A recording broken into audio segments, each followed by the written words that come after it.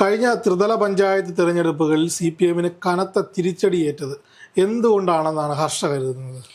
നമ്മളിതിനു മുൻപ് പലതവണ ചർച്ച ചെയ്തപ്പോൾ നമ്മൾ പറഞ്ഞിരുന്നു ശബരിമല സ്വർണ്ണക്കൊള്ള വിഷയവും അതിനേക്കാൾ ഉപരി ഭരണവിരുദ്ധ വികാരം ജനങ്ങൾക്കിടയിലുണ്ട്. ഇത്രയും വർഷം ഭരിച്ചതിന്റെ 9-10 വർഷത്തോളമായി ഒരേ പാർട്ടി തന്നെ അല്ലെങ്കിൽ ഒരേ മുന്നണി തന്നെ ഭരിക്കുമ്പോഴുണ്ടാകുന്ന ആ ഒരു താല്പര്യക്കുറവ് വലിയ രീതിയിൽ ഈ ഒരു ത്രിതല പഞ്ചായത്ത് തെരഞ്ഞെടുപ്പിൽ ബാധിച്ചിട്ടുണ്ട്. അല്ലെങ്കിൽ അതിനപ്പുറത്തേക്ക് ഈ പറഞ്ഞ ശബരിമല വിഷയമാണെങ്കിലും പല മതസംഘടനകളെ ചേർത്ത് പിടിക്കുന്നത്, അതിനപ്പുറം ചില കോണുകളിൽ നിന്ന് മാത്രം ഉയർന്നു കേൾക്കുന്ന RSS അല്ലെങ്കിൽ BJP CPM തമ്മിലുള്ള അന്തർധാര, ഇതൊക്കെ വലിയ രീതിയിൽ തെരഞ്ഞെടുപ്പിനെ ബാധിച്ചിട്ടുണ്ട് എന്നായിരുന്നു നമ്മൾ പോലും പലതവണ ചർച്ചയിൽ പറഞ്ഞിട്ടുണ്ടായിരുന്നത്. ഇങ്ങനെയൊക്കെയാണെങ്കിലും CPM ഇതൊന്നും അംഗീകരിക്കാൻ തയ്യാറായിരുന്നില്ല. അവർ പറഞ്ഞിരുന്നത്, തുടക്കത്തിൽ ഈ ഒരു തെരഞ്ഞെടുപ്പിൽ തിരിച്ചടി ഏറ്റ സമയത്ത് അവർ പറഞ്ഞത്, പഠിക്കണം, ഞങ്ങൾ ഈ ഒരു തെരഞ്ഞെടുപ്പിൽ എന്തുകൊണ്ട് തോൽവി ഏറ്റുവാങ്ങേണ്ടി വന്നു എന്നുള്ളത് ഞങ്ങൾ പഠിക്കും, അത് തിരുത്തിക്കൊണ്ട് നിയമസഭയിൽ മുന്നോട്ട് പോകും എന്നുള്ളതായിരുന്നു അവരുടെ ഭാഗം.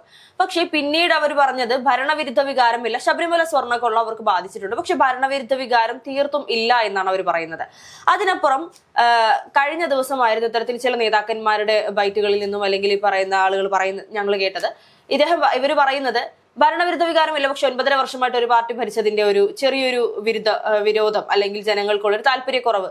യഥാർത്ഥത്തിൽ അത് തന്നെയല്ലേ ഭരണവിരുദ്ധ വികാരം? ഇവരതിനെ ഇല്ല എന്ന് എത്രത്തോളം പറഞ്ഞു വെച്ചാൽ പോലും നമുക്ക് യാഥാർത്ഥ്യത്തെ അംഗീകരിക്കാൻ സാധിക്കില്ലല്ലോ. അല്ല, തീർച്ചയായിട്ടും. അതായത് CPM-ന് ബോധം വീണു തുടങ്ങിയിരിക്കുന്നു. അതിന്റെ ഒരു അലയൊലികളാണ് കഴിഞ്ഞ ദിവസത്തെ CPM-ന്റെ സംസ്ഥാന കമ്മിറ്റി കൂടിയതിനു ശേഷം ഇത്തരത്തിലൊരു റിപ്പോർട്ട് പുറത്തു വരുന്നത്. അപ്പോഴും പറയുന്നത് എന്താണ്, അവർ ഭരണവിരുദ്ധ വികാരമില്ലെങ്കിലും പത്മകുമാറിനെതിരെ നടപടിയെടുക്കാത്ത, അതേപോലെ സ്വർണ്ണക്കൊള്ള വിഷയം, അതേപോലെ അതായത് മറ്റു വിഷയങ്ങളിലൊന്നും തന്നെ, അതായത് ഈ വെള്ളാപ്പള്ളിയുടെ വിഷയമൊന്നും സംസ്ഥാന കമ്മിറ്റിയിൽ പരാമർശിക്കാതെയാണ് പോയിരിക്കുന്നത്. പക്ഷേ ഭരണവിരുദ്ധ വികാരമില്ല, ഇനി എന്ത് പറഞ്ഞ് പിടിച്ചു നിൽക്കുമെന്നാണ് മാധ്യമങ്ങൾ ചോദിച്ചുകൊണ്ടിരിക്കുന്നത്. അപ്പോൾ കൃത്യമായി CPM വിലയിരുത്തൽ നടത്തിയിരിക്കുകയാണ്. അവർക്ക് ബോധം വേണ്ടിയിരിക്കുകയാണ്, കണക്കുകളിലെ കളികൾ കൊണ്ട് മുന്നോട്ട് പോകാൻ സാധിക്കില്ല. പിന്നെ പ്രധാനപ്പെട്ടൊരു കാര്യം, ഈ 9.5 വർഷം ഭരിച്ചതിൻ്റെ ഓവർ കോൺഫിഡൻസ് അണികൾക്കിടയിലും പ്രവർത്തകർക്കിടയിലും CPM-ന് ഉണ്ടായിരുന്നു എന്നുള്ള വിലയിരുത്തൽ കൃത്യമായ വിലയിരുത്തലാണ്. അതെ, അതിനോടൊപ്പം തന്നെ അവർ പറയുന്ന മറ്റൊരു കാര്യം കൂടിയുണ്ട്, പൊതുജനങ്ങളെ വിശ്വസിച്ചത് അല്ലെങ്കിൽ അവരെ വിശ്വാസത്തിലെടുത്തതിൽ പരാജയപ്പെട്ടു പോയി എന്നുള്ളത്. കാരണം അവർ പ്രതീക്ഷിച്ചിരുന്നു ഞങ്ങൾ എന്തൊക്കെ ചെയ്താലും ഇനിയും ഞങ്ങൾ തന്നെ അധികാരത്തിൽ വരുമെന്നുള്ളത്. അതിനപ്പുറം അവർ പറയുന്നത് CPM ഇതുവരെ ചെയ്ത അല്ലെങ്കിൽ ഈ പറയുന്ന കമ്മ്യൂണിസ്റ്റ് പാർട്ടി ഇതുവരെ ചെയ്ത പ്രവർത്തനങ്ങളൊന്നും പൊതുജനങ്ങൾക്കിടയിൽ ശരിയായി എത്തിയിട്ടില്ലാത്തത് കൊണ്ട് അതിന്റെ ഒരു തെറ്റിദ്ധാരണ ജനങ്ങൾക്കിടയിലുണ്ട്, അതും ഈ പറയുന്ന തെരഞ്ഞെടുപ്പിൽ ബാധിച്ചിട്ടുണ്ട് എന്നുള്ളതാണ്. അല്ല, അതായത് ഈ കഴിഞ്ഞ ദിവസങ്ങളിൽ, അതായത് ഈ ക്ഷേമ പെൻഷൻ വർദ്ധിപ്പിച്ചതുമായി ബന്ധപ്പെട്ട് വലിയ രീതിയിലുള്ള വിമർശനങ്ങൾ ഒരു കോണിൽ നിന്ന് ഉയർന്നിരുന്നെങ്കിലും അത് ഭയങ്കരമായ രീതിയിൽ അത് ബലവത്താകുമെന്നാണ് CPM ജനങ്ങൾക്കിടയിൽ വിചാരിച്ചിരുന്നത്. അതായത് ഇന്ന ശതമാനത്തോളം വോട്ടുകൾ അല്ലെങ്കിൽ ക്ഷേമ പെൻഷൻ വാങ്ങിക്കുന്ന ഇത്ര ശതമാനത്തോളം വോട്ടുകൾ CPM-ലേക്ക് എത്തിച്ചേരുമെന്നൊരു കരുതൽ അവർക്കുണ്ടായിരുന്നു. പക്ഷെ അതെല്ലാം പാടെ പൊളിയുന്നതാണ്. പിന്നെ രണ്ടാമതായി CPM സംസ്ഥാന കമ്മിറ്റി വിലയിരുത്തിയത് PM ശ്രീയിൽ ഒപ്പിട്ടത് ഒരു ഘടകം ആൾക്കാർക്ക് അത് ഇഷ്ടപ്പെട്ടില്ല, അവർ അതുകൊണ്ടാണ് തിരിഞ്ഞു കുത്തിയത് എന്നുള്ളതാണ്. പിന്നെ CPM-ന്റെ പ്രവർത്തകർക്ക് നോക്കൂ, എല്ലാ കാലത്തും ഇലക്ഷൻ എന്ന് പറയുന്നത്, അപ്പോൾ നിയമസഭാ തെരഞ്ഞെടുപ്പ് ആയിക്കോട്ടെ, തദ്ദേശ തെരഞ്ഞെടുപ്പ് ആയിക്കോട്ടെ, അല്ലെങ്കിൽ ലോക്സഭാ തെരഞ്ഞെടുപ്പ് ആയിക്കോട്ടെ, ഈ 3 തെരഞ്ഞെടുപ്പുകളിലും CPM-ന്റെ ഒരു ഇലക്ഷൻ എഞ്ചിനീയറിംഗ് ഉണ്ട്. അത് ഈ പ്രാവശ്യം തദ്ദേശ തെരഞ്ഞെടുപ്പിൽ അത്രത്തോളം പ്രൊണക്ട്രേറ്റ് ചെയ്ത് ജനങ്ങളിലേക്ക് എത്തിയില്ല. അതായത് അവർ കരുതിയിരുന്നത് ഒരു ഈസി വാക്ക് ഓവറാണ്, ഭയങ്കരമായ ഓവർ കോൺഫിഡൻസ് അവർക്കുണ്ടായിരുന്നു. അതായത് സർക്കാരിൻ്റെ ഈ തദ്ദേശ തെരഞ്ഞെടുപ്പിൽ ഈ പെൻഷൻ വർദ്ധിപ്പിച്ചതും അല്ലെങ്കിൽ മറ്റ് ഘടകങ്ങളും പിണറായി പ്രഭയും ഈ വിഷയങ്ങളെല്ലാം തന്നെ ഭയങ്കരമായി അവരെ എടുത്തു കാട്ടുകയും ഒരു ഈസി വാക്ക് ഓവർ ആണ് എന്ന് കരുതിയിരുന്നു. എന്ന് വെച്ചാൽ എല്ലാ കാലത്തും നമുക്കറിയാം, തദ്ദേശത്തിൽ ഒരു മുൻകൈ കിട്ടുക 98-ന് ശേഷമാണ്. ഇപ്പോൾ 2025-ൽ UDF-ന് വലിയ രീതിയിലാണെങ്കിൽ ഒരു മേൽക്കൈ തദ്ദേശ തെരഞ്ഞെടുപ്പിൽ ലഭിച്ചത്. അല്ല, ഈ ഒരു തദ്ദേശ തെരഞ്ഞെടുപ്പിന് മുൻപ് തന്നെ പല കോൺഗ്രസ് പ്രവർത്തകർ പോലും ഇത്തരത്തിൽ കോൺഗ്രസ് പാർട്ടിയെ വിമർശിച്ചിരുന്ന ഒരു കാര്യമുണ്ടായിരുന്നു. അതായത് CPM-നെ കണ്ടുപഠിക്കണം, കാരണം CPM-ന് അറിയാം ഓരോ ഇടത്തും എത്ര വോട്ടുകൾ അവർക്ക് ലഭിക്കും, ഓരോ വീട്ടിൽ നിന്നും ഏതൊക്കെ വീട്ടിൽ നിന്നും അവർക്ക് വോട്ട് ലഭിക്കും എന്നുള്ള കൃത്യമായ കണക്കുകൾ അവർക്കുണ്ട് എന്നുള്ളത്. പക്ഷേ ആ ഒരു പാറ്റേൺ ഇത്തവണ സ്വീകരിച്ചത് കോൺഗ്രസ് ആയിരുന്നു എന്നുള്ളതാണ് യാഥാർത്ഥ്യം. അതുകൊണ്ട് തന്നെ CPM-ന്റെ ഭാഗത്ത് നിന്നും കഴിഞ്ഞ തവണത്തെ കണക്കുകൾ പ്രകാരം അല്ലെങ്കിൽ കഴിഞ്ഞ തവണ ഞങ്ങൾക്ക് കിട്ടിയ വിജയം പ്രകാരം ഇത്തവണയും ലഭിക്കാൻ സാധിക്കും എന്നുള്ളൊരു ഓവർ കോൺഫിഡൻസ്, ചേട്ടൻ നേരത്തെ സൂചിപ്പിച്ചൊരു സംഭവം, അത് അവർക്കുണ്ടായിരുന്നു എന്നുള്ളതാണ്. പക്ഷെ അത് ഫലവത്തായത് കോൺഗ്രസ് പാർട്ടിക്കായിരുന്നു. ഒരുപക്ഷെ കോൺഗ്രസ് പാർട്ടിയെ പോലും വെട്ടിലാക്കാൻ സാധിക്കുന്ന അല്ലെങ്കിൽ പ്രതിസന്ധിയിലാക്കാൻ വേണ്ടി ഉപയോഗിച്ചിരുന്ന രാഹുൽ മാങ്കൂട്ടത്തിൽ വിഷയം പോലും യഥാർത്ഥത്തിൽ CPM-നെതിരായിട്ട് തിരിഞ്ഞു വരുന്ന ഒരു ബൂമറാങ് പോലെ വരുന്നത് നമ്മൾ കണ്ടിരുന്നു.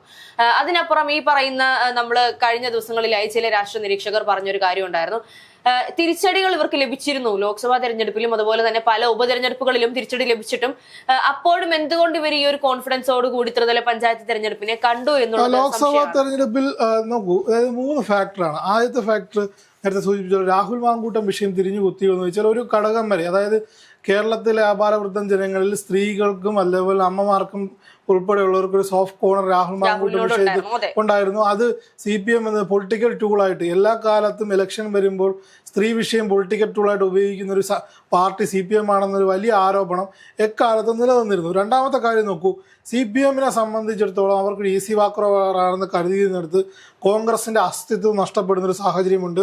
അവർ പ്രവർത്തകർ അവസാനമായി പിടിച്ചു കയറാൻ പറ്റുന്ന ഒരു കച്ചിത്തുമ്പാണ്, അതായത് ഒരു കർട്ടൻ റൈസർ പോലെ നിയമസഭയ്ക്ക് മുമ്പായി. അപ്പോൾ അവർ അതിനനുസരിച്ച് പ്രധാനമായും CPM കാണാതെ പോയത് BJP-യുടെ കേരളത്തിലെ വളർച്ച.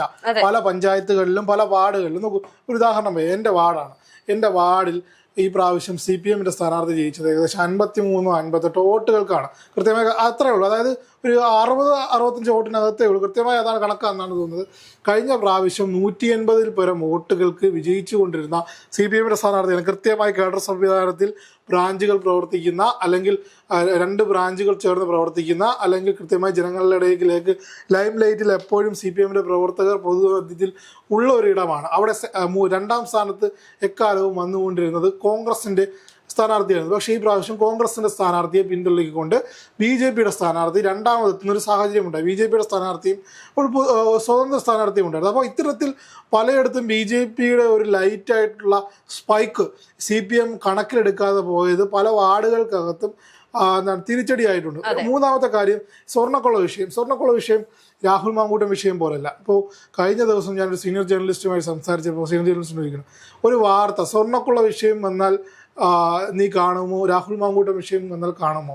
ഇവിടുത്തെ മുഖ്യധാരാ മാധ്യമങ്ങൾ ആദ്യത്തെ 5 ചാനലുകൾ എടുക്കും, അവർ ഒരു 2-3 മാസക്കാലം രാവിലെ തൊട്ട് വൈകുന്നേരം രാഹുൽ മാങ്കൂട്ടം അവിടെ പോയി, രാഹുൽ മാങ്കൂട്ടം ഇവിടെ പോയി, രാഹുൽ മാങ്കൂട്ടം കിടന്നിറങ്ങുന്നു, രാഹുൽ മാങ്കൂട്ടം അടൂരിൽ നിന്ന് അങ്ങോട്ട് പോകുന്നു എന്ന് പറഞ്ഞ് ജനങ്ങളെ ഇങ്ങനെ കണ്ടിന്യൂസ് ഇട്ട് വെറുപ്പിച്ചതിൻ്റെ ഫലം അത് ഇടതുപക്ഷത്തിന് അനുകൂലമായി നിൽക്കുന്ന മാധ്യമങ്ങൾ ഉൾപ്പെടെ ഇതിൽ ചെയ്തിട്ടുണ്ട്. അത് ഇതിൽ കൃത്യമായി പ്രതിഫലിച്ചിട്ടുണ്ട് എന്ന് പറയാം. അതായത് ഒരു ഘട്ടത്തിൽ ഒരു പീഡനം വന്നു, രാഹുൽ മാങ്കൂട്ടത്തെ കടന്നാക്രമിക്കാൻ കിട്ടിയൊരു അവസരം അവർ മുതലെടുക്കുകയാണെങ്കിൽ അത് ബൂമറാങ് പോലെ തിരിച്ചടിക്കുന്ന ഒരു സാഹചര്യമുണ്ട്. പക്ഷേ പാലക്കാട് അത് പ്രതിഫലിച്ചു എന്നുള്ളതാണ് ചോദ്യമായി വരുന്നത്. അവിടെ ഇത്രയൊക്കെ പ്രകമ്പനം കൊള്ളിച്ചിട്ടും അവിടെ ഒരു വലിയൊരു കേവല ഭൂരിപക്ഷത്തിലേക്ക് BJP-ക്ക് എത്താൻ സാധിച്ചില്ല. പക്ഷെ സംസ്ഥാനത്തുടനീളം അതൊരു വലിയ വിഷയമായിട്ടില്ല.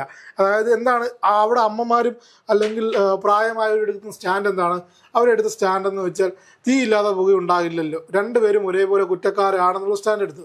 പിന്നെ ശബരിമല സ്വർണ്ണക്കൊള്ള വിഷയം, ഇതൊരു വൈകാരികമായ വിഷയമാണ്. നമ്മൾ കഴിഞ്ഞ കാലങ്ങളിൽ ചർച്ച ചെയ്തപ്പോൾ നമ്മൾ തദ്ദേശ തെരഞ്ഞെടുപ്പിൽ ഈ വിഷയങ്ങളൊന്നും തന്നെയല്ല ബാധിക്കുന്നതെന്ന് പറഞ്ഞു. പക്ഷേ കേരളത്തിൻ്റെ പൊളിറ്റിക്കൽ ലിറ്ററേച്ചർ ട്രെൻഡ് മാറിക്കൊണ്ടിരിക്കുന്ന സാഹചര്യമാണ്. സ്വർണ്ണക്കൊള്ള വിഷയം ചർച്ചമായെന്നേ, അല്ലെങ്കിൽ PM ശ്രീ വിഷയമായെന്നേ, ഇതെല്ലാം തന്നെ ജനങ്ങൾ ചർച്ച ചെയ്യുന്നത് കണ്ടു. പിന്നെ ഒരു ആൻറ്റി ഇൻകംബൻസി എന്തൊക്കെ പറഞ്ഞാലും കേരളത്തിൽ നിലനിൽക്കുന്നുണ്ടെന്ന് CPM ഇനിയെങ്കിലും മനസ്സിലാക്കുക. അത് CPM-ന്റെ ഭരണ പോരായ്മ കൊണ്ടല്ല, പിണറായി വിജയനെ ഇഷ്ടമില്ലാത്ത ഒരുപാട് പേരുണ്ട്, അതൊരു ഘടകമായി അവിടെ നിൽക്കുന്നു.